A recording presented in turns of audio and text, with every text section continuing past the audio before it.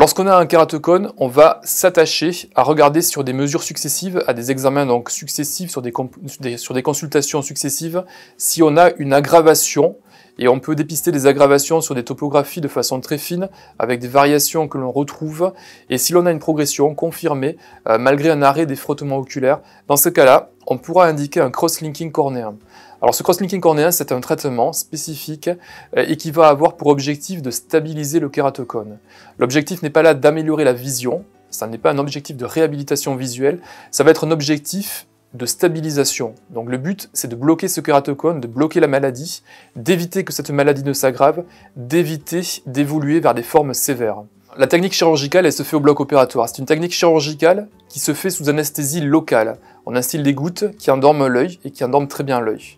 La première étape va être de gratter la surface de l'œil. Ce grattage n'est pas ressenti par le patient. Ça permet de faire rentrer un collyre, la vitamine B2, dans la cornée.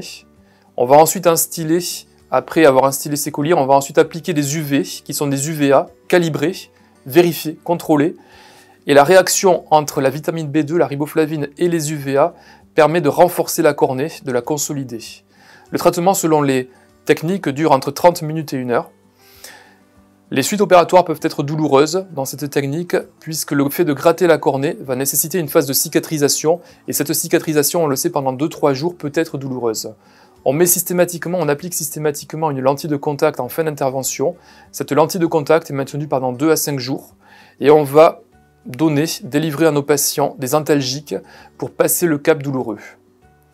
La cicatrisation ensuite, une fois effectuée, la cornée peut présenter un certain degré de voile cicatriciel qui peut avoir un retentissement notamment en termes de sensibilité à la lumière, mais rapidement on retrouve un confort visuel et un confort également de l'œil qui permet de reprendre ses activités assez rapidement au bout d'une semaine en général dans les suites opératoires.